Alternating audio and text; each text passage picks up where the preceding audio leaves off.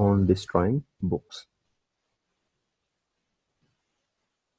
On destroying books का मतलब ये है कि किताबों को तलफ करने के, ख़त्म करने के बारे में, या किताबों को तबाह करने के बारे में ये ऐसे लिखा गया।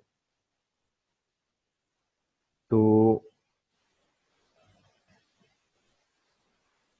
हो सकता है कि आप लोग ये सोच रहे हों कि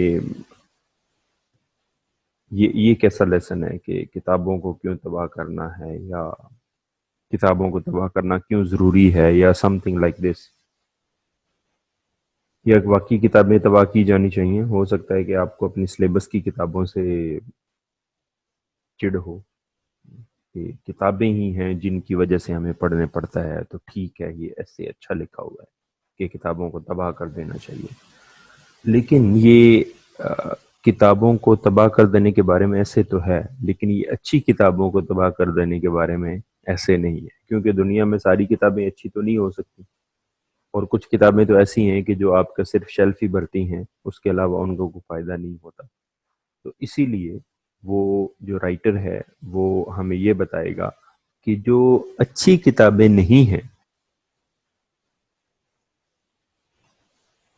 उनको तलफ करना, उनको डिस्ट्रॉय करना, वो हमारी एक रिस्पॉन्सिबिलिटी है, सोशल रिस्पॉन्सिबिलिटी है कि हम उन किताबों को क्या करें, तबाह करें। तो इसका ये मतलब नहीं कि आपके घर में जो भी किताब पड़ी है राइटर की, उस एडवाइस पे अमल करते हुए आप क्या करें, उससे छुटकारा हासिल कर लें, क्योंकि वो क्या कहते हैं, ना होगा बांस और ना बजेगी बांसुरी, ना होगी किताब और ना पढ़ना पड़ेगा।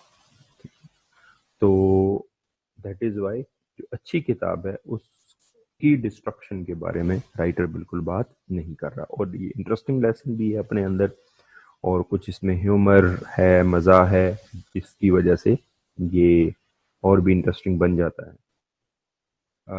Yes, it starts. It says in the paper that over 2 million volumes have been presented to the troops by the public. Writer ये कहता है कि अखबार ये कहता है, या अखबार में ये बताया गया है कि over 2 million volumes, over 2 million volumes have been presented to the troops by the public. ये जो अफवाज हैं, यहाँ पे वो ब्रिटिश उसकी बात कर रहे हैं, जेसी जो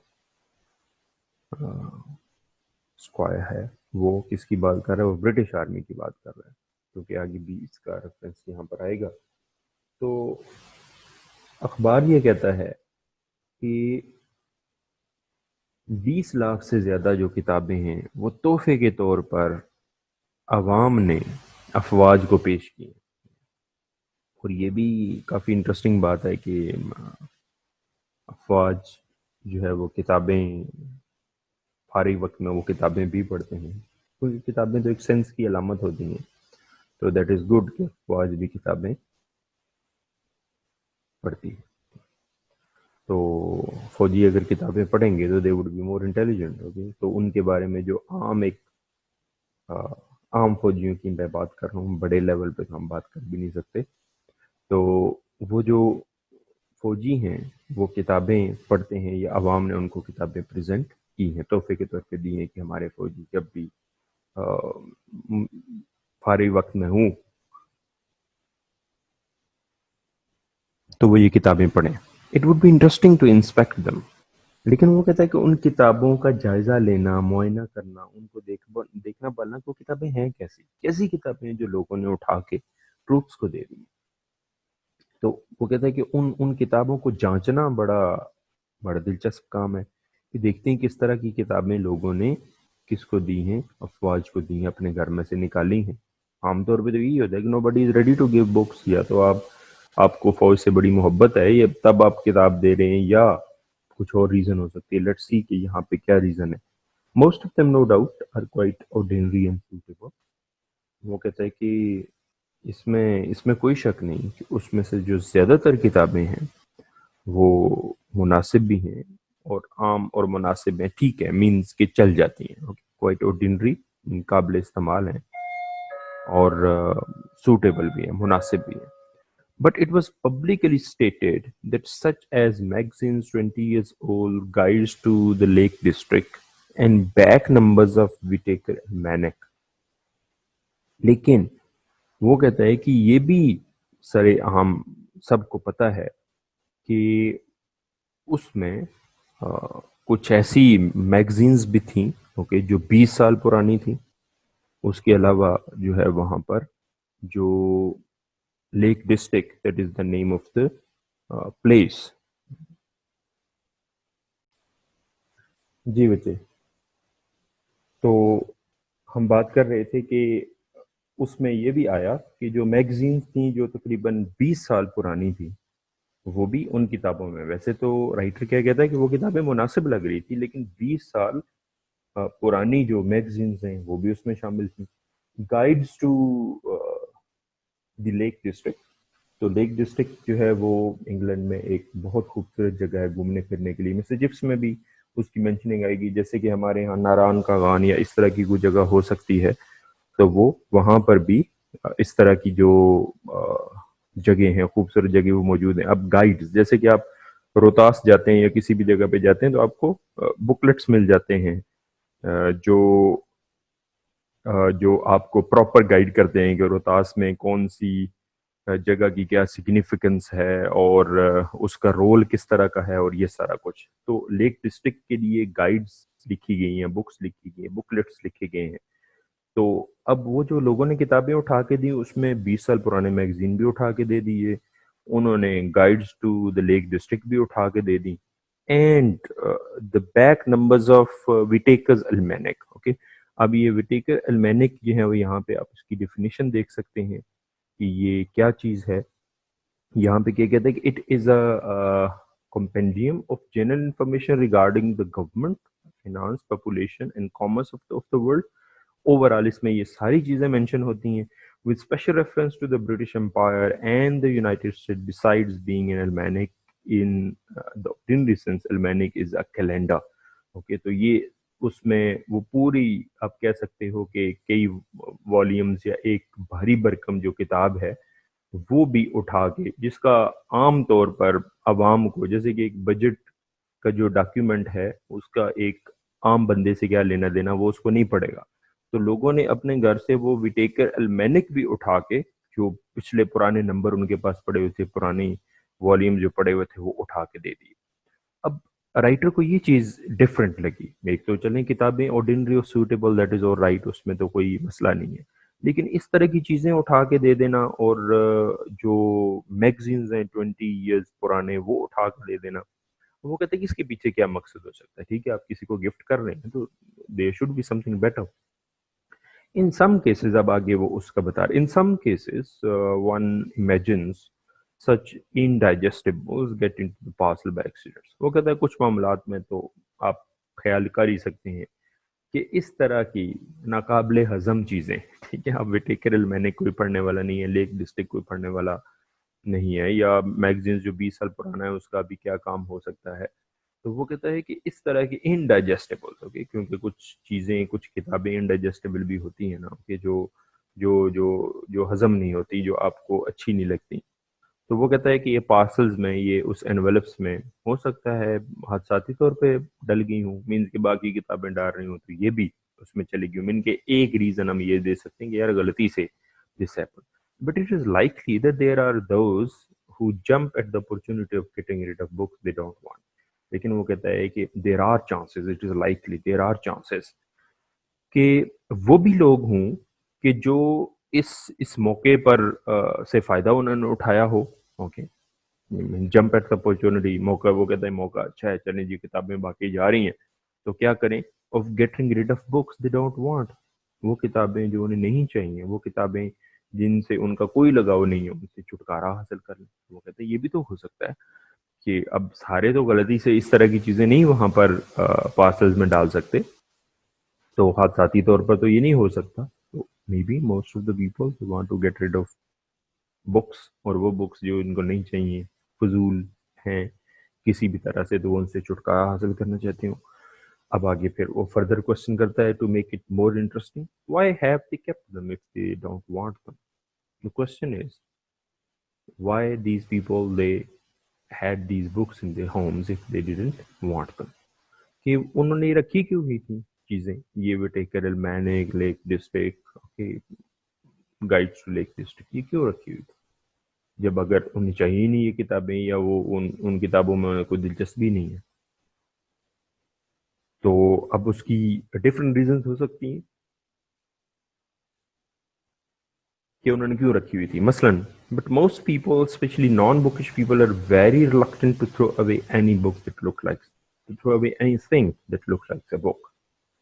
वो कहता है कि बहुत सारे जो लोग हैं, and particularly non-bookish people, people who do not read books, people who do not read books, जो वो नहीं पढ़ते हैं, आर वेरी रिलक्टेंट, वो बहुत अनविलिंग होते हैं. ओके, अनविलिंग होते हैं क्योंकि उन्हें तो पता ही नहीं होता कौन सी किताब कौन सी है, उसकी इम्पोर्टेंस क्या है, अच्छी है या बुरी है, तो उन्हें नहीं पता होता क्योंकि, तो they do not want to throw away anything that looks like a book, कि वो ऐसी कोई भी चीज को नहीं फेंकना चाहते जो किताब की तरह दिखती हो.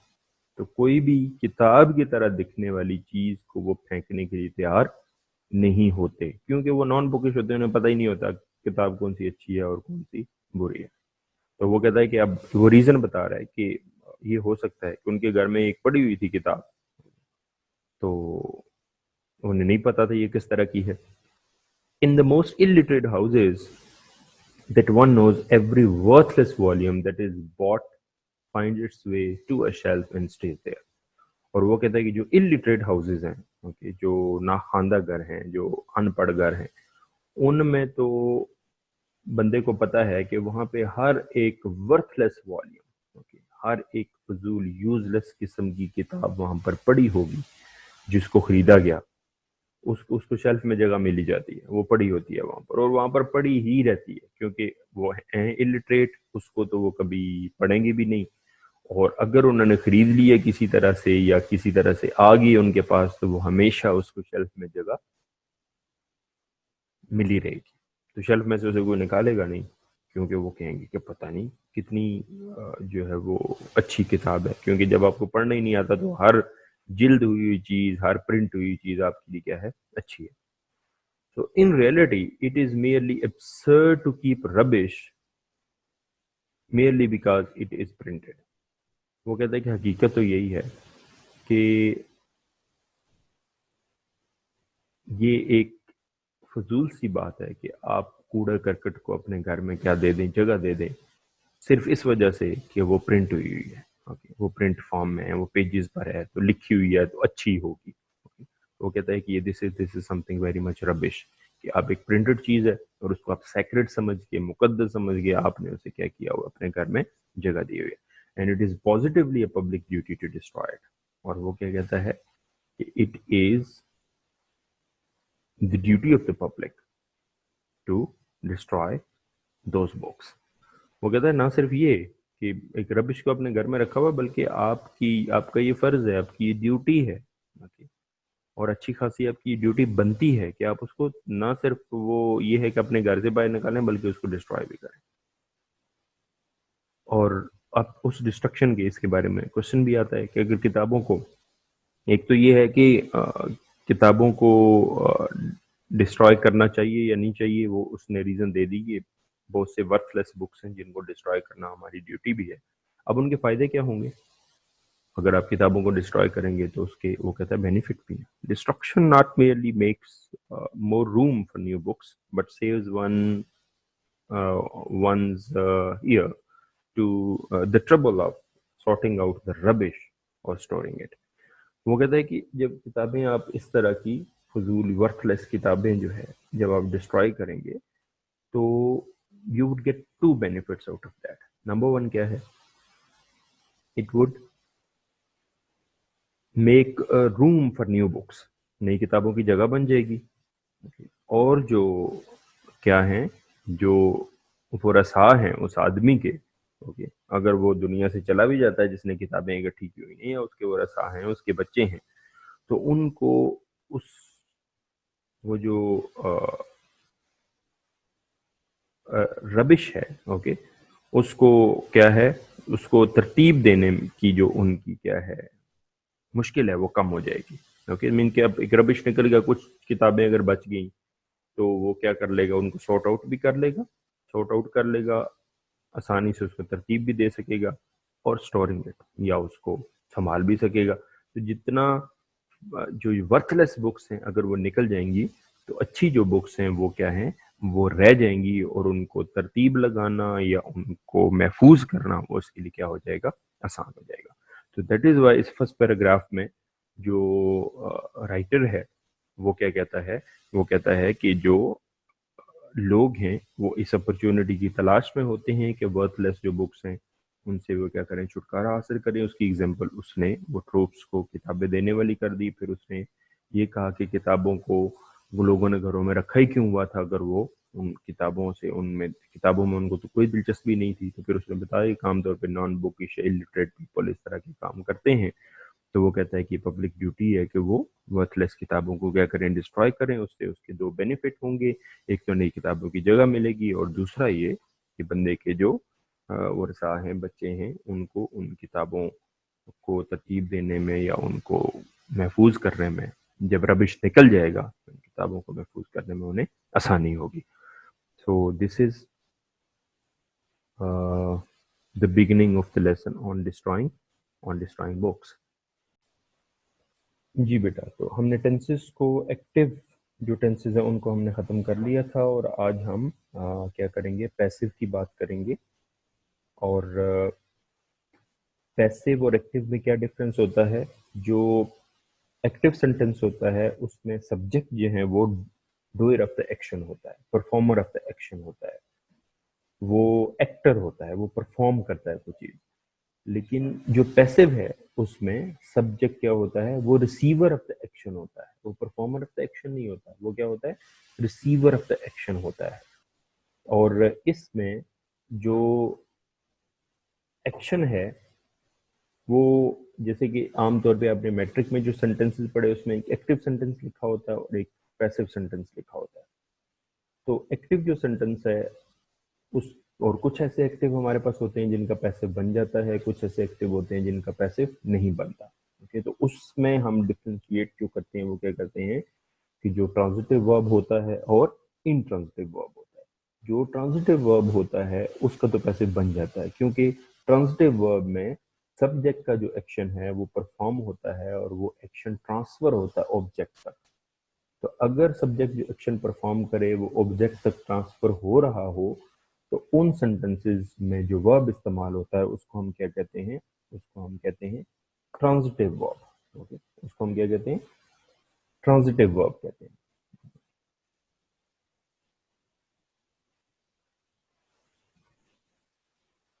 Transitive verb. और जिस वर्ब में आपके पास जो एक्शन है वो मुंतकिल, इनके ऐसे सेंटेंस में सब्जेक्ट को जिसको किसी ऑब्जेक्ट की जरूरत नहीं होती उसको हम क्या बोलते हैं, हम इंट्रांजिटिव वर्ब बोलते हैं, intransitive verb, intransitive verb. Like अगर ट्रांजिटिव वर्ब में हम, इंट्रांजिटिव वर्ब में हम गो का वर्ड यूज करें, he goes to school, if somebody says you क्या इसका पैसिव बनाएं, यू वुड से कि इसका पैसिव नहीं बन सकता। उसकी रीजन क्या है, क्योंकि जो एक्शन है वो ऑब्जेक्ट तक मुंतकिल हुआ ही नहीं है। ओके, वो सब्जेक्ट तक ही महदूद है। ओके, और वो ऑब्जेक्ट तक मुंतकिल नहीं हुआ, इस वजह से इसका पैसिव बन नहीं सकता। इसी तरह से जब हम कहते हैं डाई का हम वर्ड बोलते हैं तो डाई जो है वो पैसिव, वो क्योंकि इंट्रांजिटिव वर्ब है तो उसका पैसिव यूज नहीं होता, इसी वजह से हम ही वॉज डाइड नहीं कहते बल्कि क्या कहते हैं, ही डाइड कहते हैं। लेकिन बेयर है उसको ये थर्ड फॉर्म है, वो बॉर्न है और वो पैसिव में यूज हो सकता है, इसी वजह से हम कहते हैं कायदे आजम वॉज बॉर्न। तो आप सेंटेंसेस में जब आपको ये लगे कि आपका जो, क्योंकि यहाँ पे तो आपने डायरेक्ट जो ट्रांसलेशन में जो सेंटेंसेस आते हैं उनको आपने ट्रांसलेट करना होता है, तो आपने उसकी रिकॉग्निशन करनी होती है। अगर वहां पर जो सब्जेक्ट है वो परफॉर्मर ऑफ द एक्शन है तो certainly you know it is active sentence. अब वो उसमें एक्शन मुंतकिल हुआ है या नहीं हुआ, दैट इज समथिंग एल्स। लेकिन अगर ये एक सेंटेंस है आपके पास जहाँ पे subject receiver of the action है तो सर्टनली उसको आप किस में करेंगे, पैसिव में यूज करेंगे। तो इसी वजह से हम इसको क्या कहते हैं, पैसिव वॉइस कहते हैं, क्योंकि उसमें सब्जेक्ट किसी तरह का कोई एक्शन नहीं कर रहा होता, सब्जेक्ट एक्टिव नहीं होता। एक्शन वर्ब वहाँ पर, जो एक्शन है वो किस पर होता है, वो सब्जेक्ट पर होता है, और सब्जेक्ट उस एक्शन को रिसीव कर रहा होता है। तो जितने भी पैसिव हैं उनमें आपने एक बात माइंड में रखनी है, वो क्या है कि सारे पैसिव में आपने थर्ड फॉर्म को यूज करना है। कौन सी फॉर्म यूज होगी? Third form of the verb use होगी सब पैसेज में। इसलिए यहाँ पर आपको फॉर्म्स को बेसिकली ये याद रखने की जरूरत नहीं है कि ये कौन सी फॉर्म यूज होगी, हम क्या करेंगे इसमें, वो आपको ऐसा कुछ भी याद रखने की जरूरत नहीं है। आपको जो याद रखने की जरूरत है वो एक ही बात है कि इसमें जो सब्जेक्ट है वो रिसीवर ऑफ द एक्शन होता है, और वर्ब की थर्ड फॉर्म क्या होती है, यूज होती है। तो आज हम देखेंगे प्रेजेंट सिंपल। स्टार्ट से हम इसको दोबारा से करेंगे। प्रेजेंट सिंपल एक्टिव आपने पढ़ा, आज हम प्रेजेंट सिंपल का पैसिव देखेंगे। प्रेजेंट सिंपल का पैसिव, और अगर प्रेजेंट सिंपल का पैसिव देखें तो इसका जो आपके पास स्ट्रक्चर आ जाएगा वो ये आ जाएगा, subject plus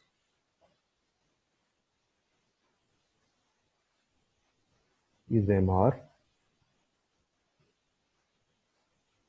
plus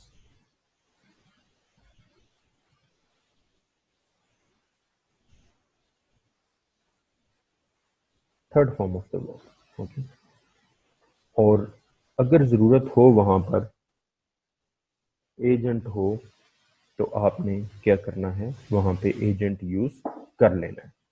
agent means कि जिसके थ्रू वो जो एक्शन है वो क्या हुआ है, परफॉर्म हुआ है। तो आप उसमें क्या यूज कर सकते हैं, बाय प्लस एजेंट। हम आमतौर पे आपने इसको सब्जेक्ट पढ़ा होगा, लेकिन सब्जेक्ट हम उसको डायरेक्ट नहीं कहते, बल्कि हम उसको क्या कहेंगे, एजेंट कहेंगे, एजेंट। तो दिस इज एजेंट। तो अब बाय और एजेंट को मैंने ब्रैकेट में क्यों लिखा है, कि अगर उस सेंस में, क्योंकि आमतौर पे जब आपके पास एक्टिव लिखा होता है तो पैसिव में आप उसे लेके जाते हैं, तो फिर एजेंट तो आपने लगाना ही लगाना होता है। जैसे कि हम ये कहते हैं कि ही किल्ड द बॉयज, तो ही किल्ड द बॉयज, तो हम क्या कहेंगे कि the boys were killed. Okay, क्योंकि ही अब यहाँ पर है तो उसको एजेंट में लेके जाना है, बाय हिम हम लगाएंगे।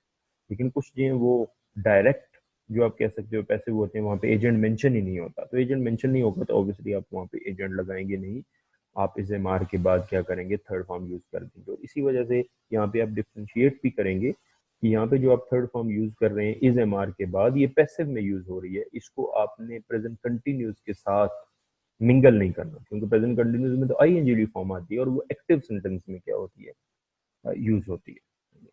तो इसमें हम एग्जांपल अगर लिखें तो हम क्या लिखेंगे, the thief,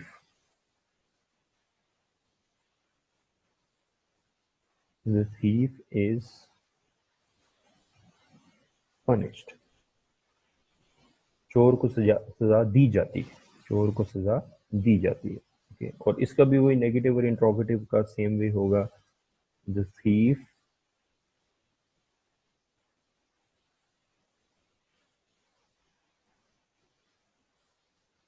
the thief is not punished। Okay, इसका इंट्रोगेटिव होगा, is the thief punished, and why is the thief punished।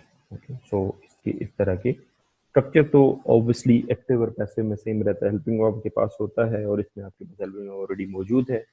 उसके बाद नॉट लगा दें, उसको स्टार्ट में लें, डब्ल्यू फैमिली में से वर्ड उससे पहले लगा दें, so that would be your that would be what you call sentences, और that would be your passive। Okay, और उसके और सेंटेंस के जो डिफरेंट आप कह सकते हैं कि जो सेंटेंस है उसके नेगेटिव, इंट्रोगेटिव और double interrogative, and double interrogative negative भी आप कर सकते हैं, why is the thief not punish और why isn't the thief punish.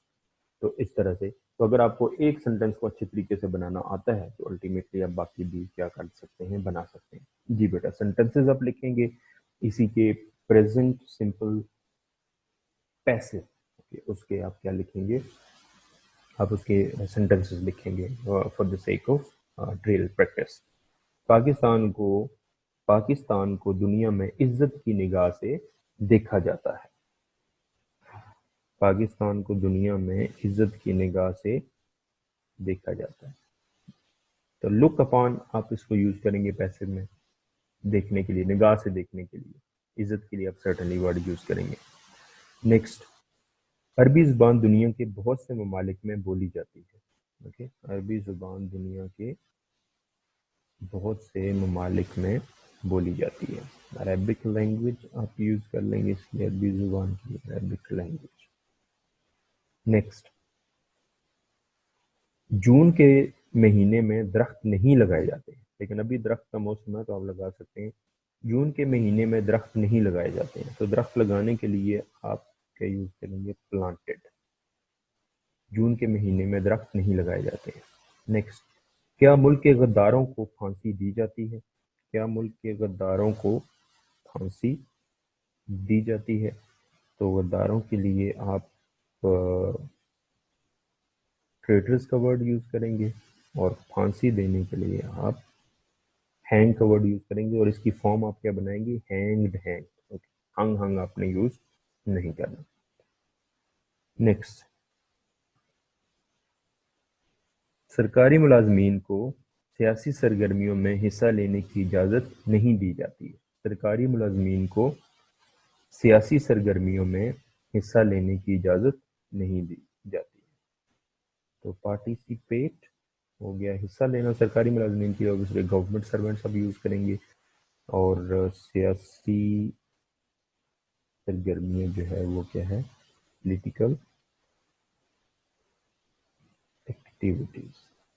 Political activities, सियासी सरगर्मियाँ। उसे हमेशा नज़रअंदाज क्यों किया जाता है? तो नज़रअंदाज करने के लिए इग्नोर का वर्ड हम यूज़ करेंगे, आप इसके अलावा भी कुछ कर सकते हैं। नेक्स्ट, क्या टेलीविज़न पर दिलचस्प प्रोग्राम नहीं दिखाए जाते हैं? दिलचस्प के लिए इंटरेस्टिंग आ जाएगा। क्या टेलीविज़न पर दिलचस्प प्रोग्राम नहीं दिखाए जाते हैं? नेक्स्ट, अस्पतालों के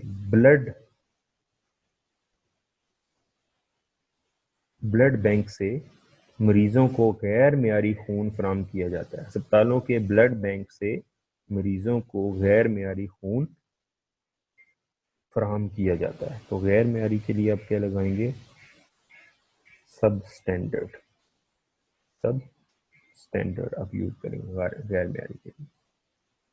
जी, मकबूजा कश्मीर के लोगों को हक़ राय दही क्यों नहीं दिया जाता है? हक़ राय दही का मतलब है right for vote, right for vote. हक़ राय दही, राय देने का हक। ओके, राय देने का हक क्यों नहीं दिया जाता है?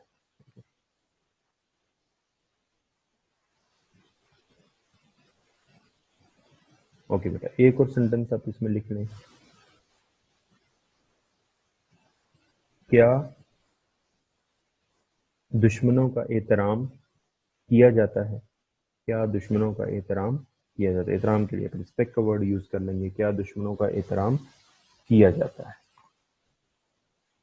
ओके, ये बेटा आपके आगे जो टेंसेस हैं वो, और अभी आप लिख लेंगे इडियम्स।